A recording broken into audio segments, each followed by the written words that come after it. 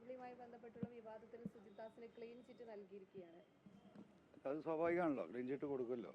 അതിലും വലിയ വിഷയങ്ങൾ ഈ രാജ്യം മുഴുവൻ കൊള്ളയടിക്കപ്പെട്ട അജിത് കുമാറും സംഘത്തിനെ കുറിച്ചും നൽകിയ വളരെ വിപുലമായ പരാതി. ആ പരാതിയിലും ഇതേ നിലപാടാണല്ലോ പിണറായി സ്വീകരിച്ചത്. ആ കള്ളന്മാർക്ക് മുഴുവൻ ക്ലീൻ ഷീറ്റ് കൊടുത്തു. നമ്മളിപ്പോൾ അത് ഹൈക്കോടതിയിൽ റിട്ട് പെറ്റീഷൻ പെൻഡിങ്ങിലാണ്. അതുപോലെ തന്നെ തിരുവനന്തപുരം വിജിലൻസ് കോടതിയിലും ഇവർ നൽകിയ ക്ലീൻ ഷീറ്റിനെ ചോദ്യം ചെയ്ത കേസ് നിൽക്കുകയാണ്. അതുപോലെ തന്നെ ഈ അവസാന നിമിഷത്തിൽ ഇനി 2 ദിവസം കൂടിയാണ് ഗവൺമെൻറ് ഉള്ളത്. ഈ കൊള്ള സംഘത്തെ മുഴുവൻ സംരക്ഷിക്കുക എന്നത് പിണറായിയുടെ ഉത്തരവാദിത്തമാണ്. കാരണം ഈ കൊള്ളകൾക്ക് മുഴുവൻ, ഈ കളവുകൾക്ക് മുഴുവൻ നേതൃത്വം നൽകിയത് മുഖ്യമന്ത്രിയുടെ ഓഫീസും പി ശശിയുമാണ് എന്ന് ആവർത്തിച്ച് ഞാൻ പറഞ്ഞതാണ്, ഈ പരാതിയിൽ കൊടുത്താണ്. അപ്പോൾ സ്വാഭാവികമായിട്ടും കക്കാൻ കൂടെ നിന്നവരെ സംരക്ഷിക്കുക എന്ന നിലപാടിൽ തന്നെയാണ് പിണറായി ഉള്ളത്. ഇപ്പോൾ ഏറ്റവും അവസാനം ഇതിനോട് ചേർത്ത് നമുക്ക് പറയേണ്ട, ജനങ്ങൾക്ക് കൃത്യമായും ബോധ്യപ്പെട്ടൊരു കേസാണല്ലോ ഏറ്റവും അവസാനമായി ശബരിമല അയ്യപ്പൻ്റെ സ്വർണം കട്ടത്. 34.5 കിലോ സ്വർണം കൊള്ളയടിക്കപ്പെട്ട് പോയിട്ട് 439 ഗ്രാമാണ് റിക്കവറി ചെയ്തത്. 34 കിലോ സ്വർണം എവിടെയാണെന്ന് പോലും അറിയില്ല. എല്ലാ പ്രതികളും പുറത്തുപോയി. ആരാണ് പ്രതി? അയ്യപ്പൻ തന്നെയാണോ പ്രതി എന്ന് സംശയിക്കേണ്ട അവസ്ഥയിൽ കേരളത്തിലെ മതവിശ്വാസികൾ എത്തി നിൽക്കുന്നൊരു ഘട്ടമാണ്. അപ്പോൾ സ്വാഭാവികമായിട്ടും അതിൻ്റെ മറ്റൊരു പ്രതിഫലനമാണ് സുജിത് ദാസ് എന്ന് പറയുന്ന ഈ കൊള്ളക്കാരനെ രക്ഷപ്പെടുത്തുക എന്നത്. അതിന് ഡിപ്പാർട്ട്മെൻറ്റ് തലത്തിലാണ് എന്നെയുമായി അദ്ദേഹം സംസാരിച്ചത്. ഈ നിൽക്കുന്ന നിങ്ങളടക്കം കേട്ടതാണ്. കേരളത്തിലെ മുഴുവൻ പത്രമാധ്യമങ്ങളുടെയും മുന്നിലാണ് ആ കോൾസ് ഞാൻ പ്രൊഡ്യൂസ് ചെയ്തത്. മലപ്പുറം ഗസ്റ്റ് ഹൗസിൽ വെച്ച് മണിക്കൂറുകൾ നീണ്ടാണ് നിങ്ങളൊക്കെ അന്നത് ടെലികാസ്റ്റ് ചെയ്തത്. നിങ്ങളുടെയൊക്കെ ആർക്കവൈസിലുണ്ട്. ഇപ്പോൾ ഈ റിപ്പോർട്ടിൽ എന്താ പറയുന്നത്? ആ റിപ്പോർട്ടിൽ പറയുന്നത് അങ്ങനെ ഞാൻ സംസാരിച്ചിട്ടില്ല, അൻവർ ഫാബ്രിക്കേറ്റ് ചെയ്തതാണത്. ഏതാണ് റിപ്പോർട്ട്?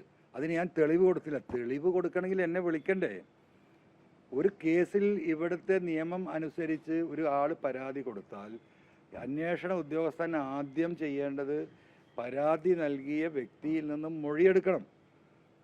ആ മൊഴിയുടെ അടിസ്ഥാനത്തിൽ വരുന്ന എവിഡൻസാണ് ഈ പറയുന്ന ഫോൺ കോളും മറ്റുള്ളതും. അപ്പം മൊഴിയെടുത്തതിന് ശേഷമാണ് എവിഡൻസിൻ്റെ ഭാഗമായിട്ട് ഇന്ന സംഗതികൾ നിങ്ങൾ ഹാജരാക്കണമെന്ന് അവർക്ക് ആവശ്യപ്പെടുക. അങ്ങനൊരു സംഭവം ഉണ്ടായിട്ടില്ല. എനിക്കൊരു വാറോല കത്തയച്ചു വരും, ഇത്രാം തീയതി നിങ്ങളുടെ ഫോൺ ഇന്ന സ്ഥലത്ത്, എനിക്ക് തോന്നുന്നു തൃശ്ശൂർ DIGയുടെ ഓഫീസിൽ ഹാജരാക്കണമെന്ന്. അതുകൊണ്ട് ഹാജരാക്കാൻ കഴിയില്ല. കാരണം ഞാൻ ആകെ ഉള്ള തെളിവ് അതാണ്. ആ തെളിവ് എന്ന് പറയുന്നത് നമ്മൾ നേരിട്ട് പോലീസിന് കൊടുത്താൽ ആർക്കാണ് അതിൻ്റെ ഉത്തരവാദിത്തം? ഇത്തരത്തിലുള്ള ഒരു കള്ളന്മാരുടെ കയ്യിൽ ആകെയുള്ള ഒരു എവിഡൻസ് കൊടുക്കാൻ മാത്രം ഞാൻ വെടിയായിരുന്നില്ല. എന്നെ ഒരിക്കൽ പോലും വിളിച്ചിട്ടില്ല. ഹാജരായില്ല എന്ന് പറയണമെങ്കിൽ ഹാജരാവാനുള്ള നടപടികൾ അവർ സ്വീകരിക്കണ്ടേ?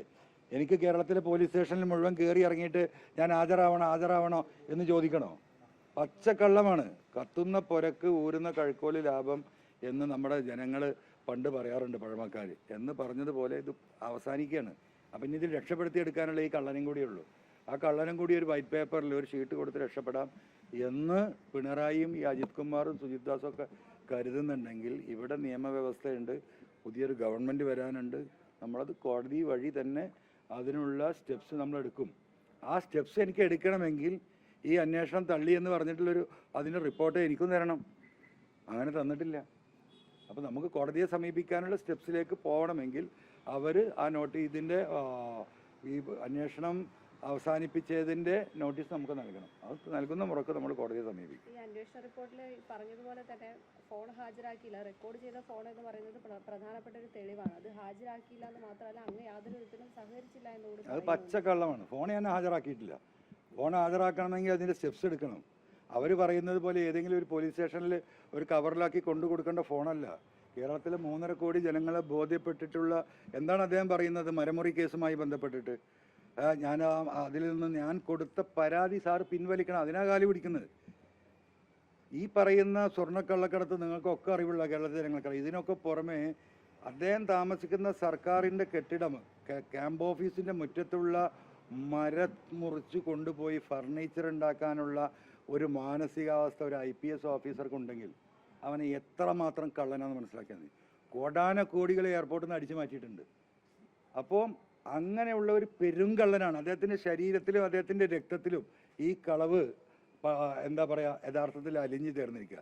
നമുക്കറിയാം വലിയ വലിയ ആളുകൾ, ചില ആളുകളുണ്ടാവും അത്യാവശ്യം കളവ് ശീലമുള്ള വലിയ ബിസിനസ്സുകാരനൊക്കെ ആയി മാറിക്കഴിഞ്ഞാൽ ഒരു ഓഫീസിൽ കയറിയാൽ അദ്ദേഹത്തിൻ്റെ കോടികളുണ്ടാവും.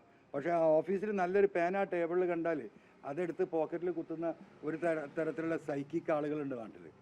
അതിൽപ്പെട്ട രക്തത്തിൽ കളവും വഞ്ചനയും കൊള്ളയും അലിചേർന്ന IPS ഓഫീസറാണ് ഈ സുജിത് ദാസ്. ഞാൻ അങ്ങനെ തന്നെ പറയുന്നത്.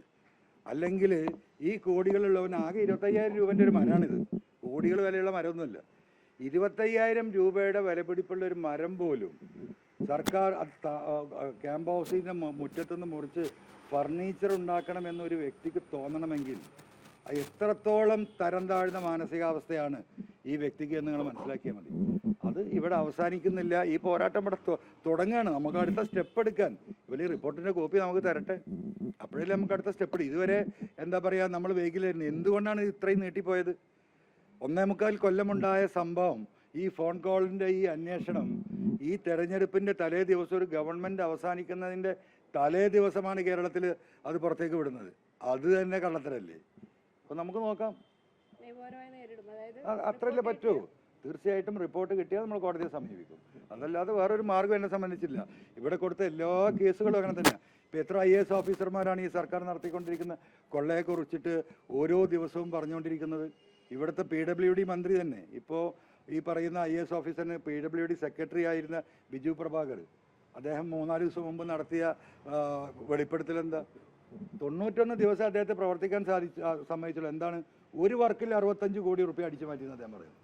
അത് ചൂണ്ടിക്കാണിച്ചതിൻ്റെ പേരിൽ ഒരു IAS ഓഫീസറെ ആ ഇരിക്കുന്ന പൊസിഷനിൽ നിന്ന് മാറ്റിയ ഗവൺമെൻറ്റാണ്. കേരളം കണ്ട ഏറ്റവും വലിയ കൊള്ളസംഘം PWD ഊരാളുകൾ സൊസൈറ്റിയെ വെച്ചുകൊണ്ട് നടത്തിയ കൊള്ളകൾ നടത്തിയ പൊതുസമൂഹത്തെ 10,000 കോടി രൂപ കൊള്ളയടിക്കപ്പെട്ടതാണ്. ഇതൊക്കെ തിരിച്ചു പിടിക്കണം. ഇത് പൊതുസ്വത്താണ്.